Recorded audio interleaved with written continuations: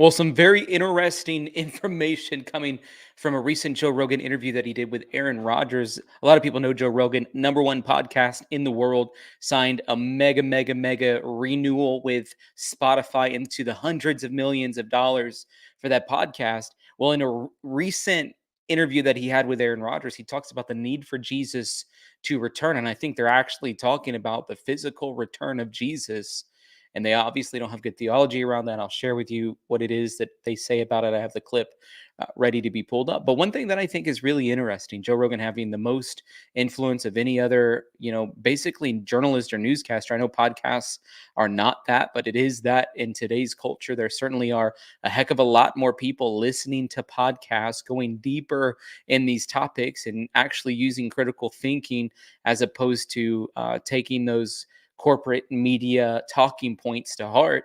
And so they are listening to these long-winded, deep answers from people that they care about, where candidates of political parties and pundits and experts are able to actually fully express their thoughts. So I think generally it's a pretty positive thing. Well, in the case of Joe Rogan, he's somebody who is uh, so have a lot of, I guess I would say, political values that are opposite of what Christianity would support for the most part.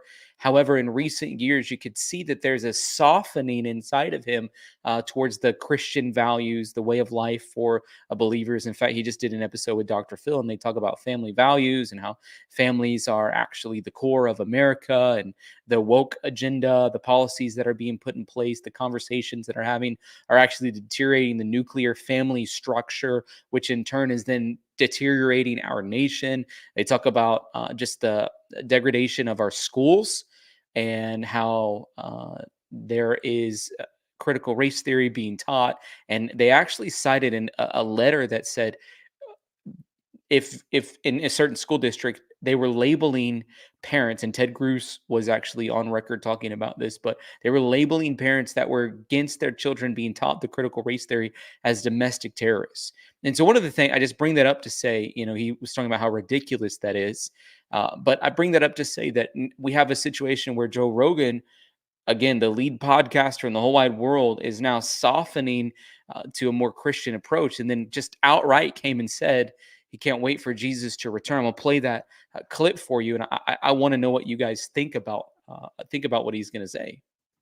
Be led by, intolerant governments and evil armies and corrupt politicians. They could be led, but I think as time rolls on, people are going to understand the need to have some sort of divine structure to things, some sort of belief in.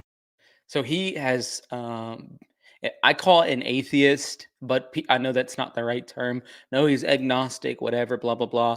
It's just code for he doesn't know what he believes. Uh, so it just is what it is. He doesn't believe in the one true God. He doesn't believe in Jesus. But here he is saying there has to be a divine order. If anything, just listening to several of his podcast episodes, it sounds like he leans more towards an evolutionary approach. He mentions evolution quite a bit. It seems to be the thing that he feels most comfortable with as far as a belief system of how we came to be as humans and why we exist and all of that. But here he is saying there needs to be divine order. And here he is talking also to Aaron Rodgers, one of NFL's brightest stars, multi-time MVP, Super Bowl championship winner, lots of influence. The sanctity of love and of truth. And a lot of that comes from religion. A lot of people's moral compass and the guidelines that they've used to follow to live a just and righteous life has come from religion. And unfortunately, a lot of very intelligent people, they dismiss all of the positive aspects of religion because they think that the stories are mere. I mean, basically every Ivy League institution with the ivory walls across this nation infecting the minds of young people, that instead of teaching them how to do critical thinking and create solutions for the problems that we're facing today, they're teaching them mindsets and woke agenda talking points that's actually taking our nation into the gutter. I think he's right. I think what he's saying is right there. They reject the moral values that the Bible actually teaches, and that, by the way, our nation was founded on. superstitious fairy tales that, they have no place in this modern world, and we're inherently good, and your ethics are based on your old moral compass, and we all have one. And that's not necessarily true. We need Jesus. I think, for real. We need Jesus. For real, he said. Come on.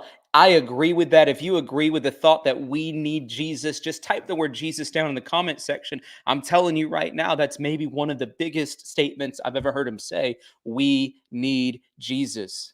Like, if he came back now, it'd be great. Like, Jesus, if you're thinking about coming back right now, now's a good time. Yeah, pretty soon. Yeah. Now's a good time. Well, there's a lot of people that think that might be coming.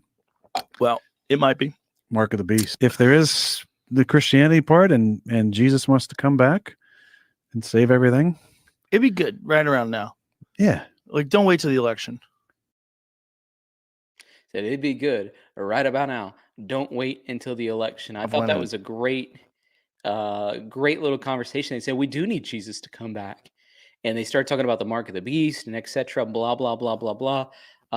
All of that stuff, guys, to me could be happening. I'm talking about the Amazon One ID. I'll share that in just a second. But one of the things that I came across a couple of years ago was this viewpoint that I found that actually the government in FBI, Department of Justice, and Homeland Security, at least that I found, those three departments in particular, maybe some other departments as well, have documents on hand that say Christians that believe in the end times are actually labeled as domestic terrorists. And if you're labeled as a domestic terrorist in the United States of America, you actually basically lose all of your rights.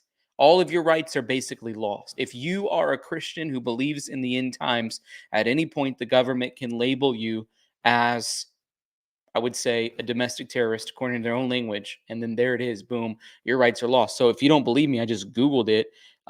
Here it is: Homeland Security Digital Library, Divine Terrorist Religion, which is on Oxford Academic. This is from the Homeland Security Digital Library.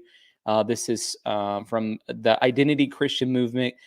Ideology of domestic terrorism, Christian nationalism, and political violence. Again, these are people, this is times that they're tying back the end times to Christian terrorism, which I just don't think is true. And so if you don't believe me, you can go through these documents and actually see. But here's an example right here of this one I just downloaded. This is from the Department of Homeland Security. It's labeled Christian extremism as a domestic terrorist threat. And I went through it and actually searched up how many times were they saying what they were saying about end times.